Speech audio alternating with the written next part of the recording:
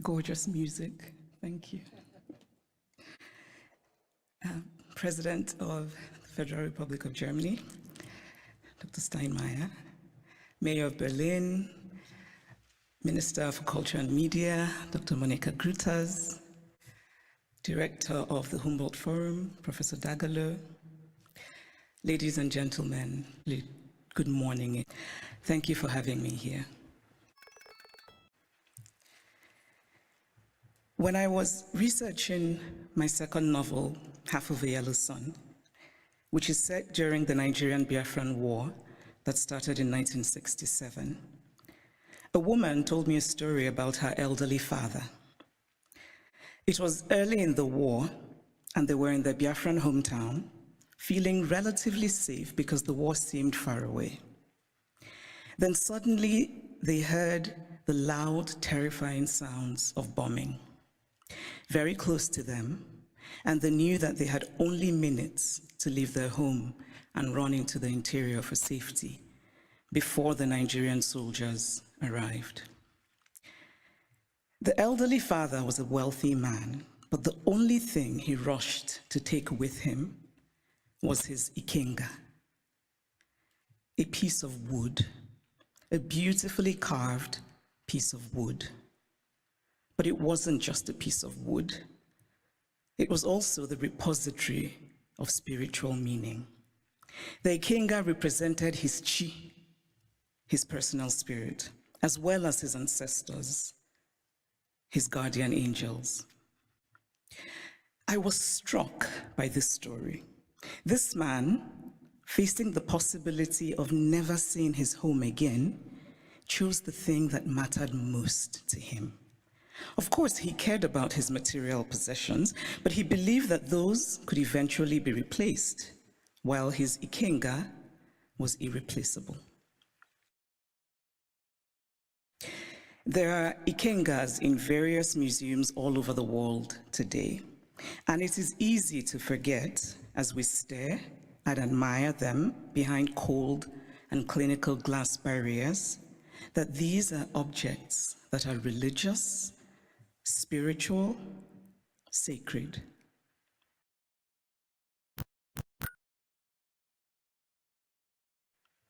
Art lives in history, and history lives in art. Much of what we call African art are also documents. They tell stories. Some are literal in their storytelling, like the beautifully ornate Benin stool that was sent to the Oba of Benin by his people when he was exiled by the British, and which he looked at and immediately could deduce from the carvings the state of his British plundered land. Other sculptures and carvings are more metaphorical. They speak to the dignity of a people, to their worldview, to their aspirations. Some of the early Christian missionaries across the African continent were very keen on destroying African art, carved African deities, which they told the Africans were just magic. I cannot help but wryly wonder what could be more magical than the story of a man who dies and then magically rises again, a man who also manages to magically give his body as bread. And I say this, by the way, as a newly returned Roman Catholic. The point is that belief systems vary, and as long as they feed the spiritual needs of a people, they're valid. We cannot be dismissive of a belief system merely because it is unfamiliar to us, just as we cannot be dismissive of a history because we are uncomfortable with it. So I'd like to tell a small story about a Nigerian woman who's married to a Belgian and has lived in Belgium for many years. She said once that she was shocked that her son, while being taught Belgian history, was taught nothing about Congo. They teach my son in school that he must help the poor Africans, she said, but they don't teach him about what Belgium did in Congo. Now, if Hassan does not learn that the modern Congo state began 100 years ago as the personal property of a brutal Belgian king who was desperate to get wealthy from ivory and rubber, if Hassan does not learn that the hands of Congolese people were chopped off with rusty axes for not producing enough resources to meet a task, because we collectively acknowledge that it is so. It is not that Europe has denied its colonial history. That would be too crude. It is instead that Europe has developed a way of telling the story of its colonial history that ultimately seeks to erase that history. The former French Prime Minister, Nicolas Sarkozy, gave a now infamous speech in Senegal, in which he said, "I have not come to deny mistakes or crimes. Mistakes were made and crimes committed, but no one can ask of the generations of today to expiate this crime perpetrated by past generations." This is central to the story that Europe tells itself about its colonial history. It is a story that basically says, yes, colonialism happened, but. And whatever comes after the but is the focus of the story. What the focus on the but does is that it absolves. It frees Europe of responsibility, of a significant and traceable connection to the African present, and it allows Europe the glow of charity. But the truth is that the past does not merely tell us what happened yesterday, it also illuminates what happens today. If we acknowledge that present-day Europe is shaped by the Renaissance of 600 years ago, by the Enlightenment of 300 years ago, then surely we cannot say that what happened merely 100 years ago in Africa no longer matters. It matters. We are gathered today in this reconstructed palace, a beautiful place, but also a place that represents Germany's nostalgia for imperial times. When Kaiser William II lived here, German troops were killing children, women, and men in Southwest Africa. This building says that German history matters, even in a romanticized form. The history of Africa and Asia and Latin America must matter as well. We cannot pick and choose which histories and which points of view still matter, because to do this would be an ugly exercise of brute power. And speaking of power, here's a headline I just read in a German publication. The headline says, "Where do Africa's treasures belong?" Now imagine this headline differently. Imagine if it said, "Where do Germany's treasures belong?"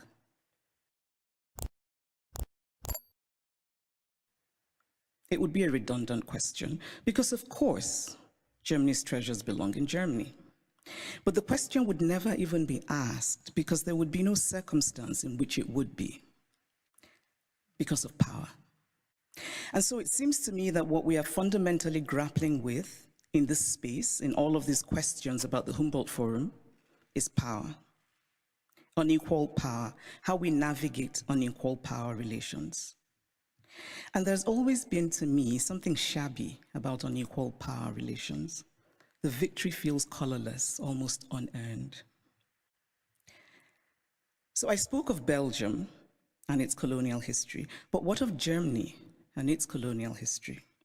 Do school children here learn about Namibia, what was called the German Southwest Africa? Do school children know that 100,000 Herero people were murdered by the Germans? Do they know of the wells that were poisoned? Do they know of the women used as sex slaves and others as slaves in German camps? Do they know of the Nama people killed and of the Maji Maji revolt in German East Africa? And why should they know?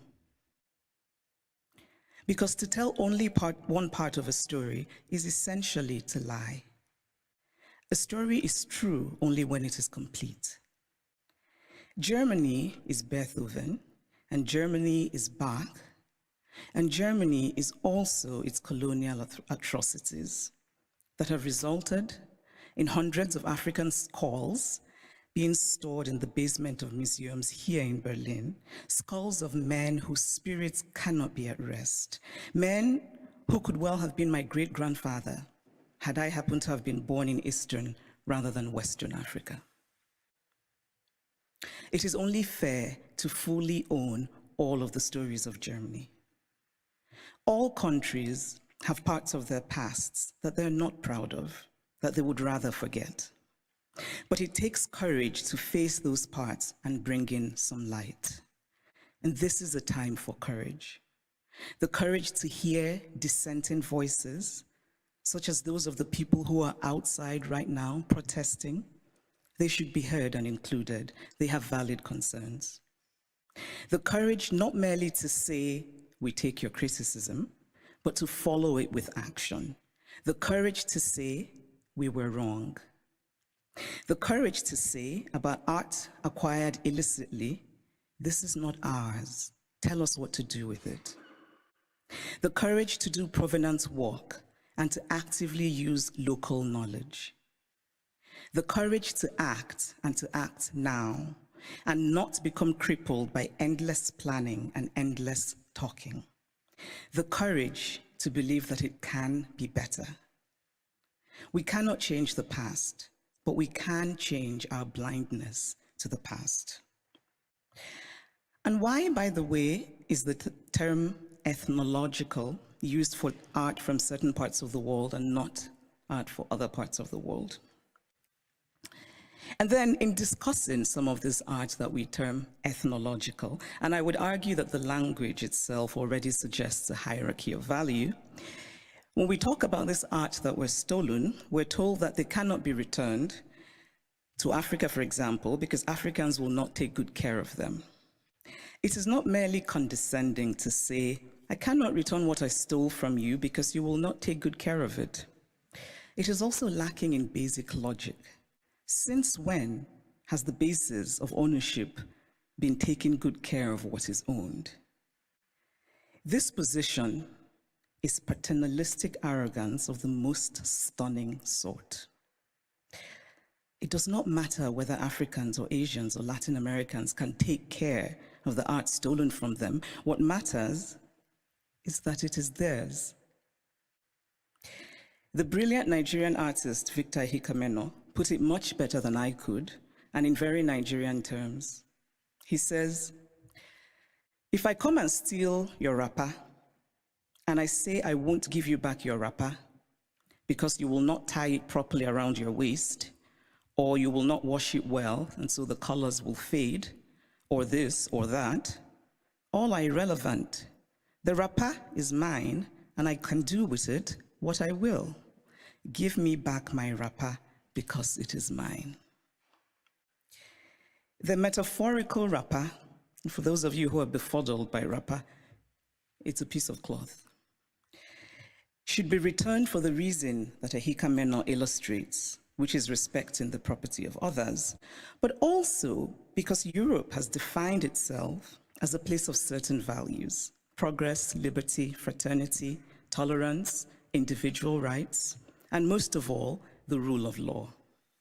A nation that believes in the rule of law cannot possibly be debating whether to return stolen goods. It just returns them. And so if the dignity of those from whom the art was stolen does not matter, then surely this idea should matter, that Europe should be what it claims to be. Live up to the ideals with which you define yourself. I should pause here and note that sometimes these conversations run the risk of sounding like empty moralizing, or like asking for the impossible or the unrealistic, or insisting on an unattainable purity and perfection. Obviously, I don't think everything should be sent back to the countries from which they came. Not everything was stolen. But those things that are sacred, those things for whom people were killed, those things that have in them the stains of innocent blood, should be returned. Obviously, we do not have all the information. There are facts lost in unrecorded history, but we can draw reasonable conclusions based on information that we do have. We can deduce, for example, that the Ngonso, the beautiful sculpture of the founder and guiding spirit of the Nso people of Cameroon, a former German colony, could not possibly have been obtained under benign circumstances, because why would you willingly give up your guiding spirit?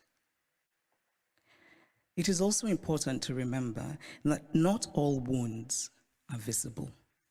Some wounds we carry in our hearts, inherited from our parents, passed on to our children. But this discourse is, of course, not just about the Humboldt Forum. It is about museums all over Europe, in France, in the Vatican, in Britain. And I must acknowledge that Germany is the first of the powerful European nations that has made a gesture towards returning the Benin bronzes. But it is also interesting that the announcement said that a substantial amount would be returned, which made me wonder how this would be determined and by whom. And it is equally interesting that it is British colonial loot rather than German colonial loot that is being returned by Germany. But still, it is progress. And Germany's action, this gesture towards righting what is wrong, must be acknowledged. My acknowledgement of it is not to say that the work is done, but that the work has started, and that perhaps a place like the British Museum, and I know that Neil is here, which owns the majority of the Benin bronzes, might perhaps be inspired by the German decision, and that hopefully the British Museum will rethink, and that hopefully the British Museum will rethink its policy of retain and explain, which is unacceptable. So this is the Humboldt Forum. A forum usually implies, among other things, a space created for a free exchange of ideas. One can only hope that the Humboldt Forum will live up to its name as a space for true intercultural and transcultural exchange of ideas in mutual respect between the cultures. But this rhetoric, free exchange of ideas, must be practical. And by that, I mean such things as travel visas. It must be easy for people from Africa and Asia and Latin America who should participate in these conversations to get travel visas. The Humboldt Forum was conceived as a place to tell the universal story of the human race from multiple perspectives. This is a commendable idea, but it is incomplete. Because again, we must confront the issue of power. Who tells the story? Who is the teller and who is told about? Who decided that African art should be labeled ethnological? Who has the right to exhibit the other?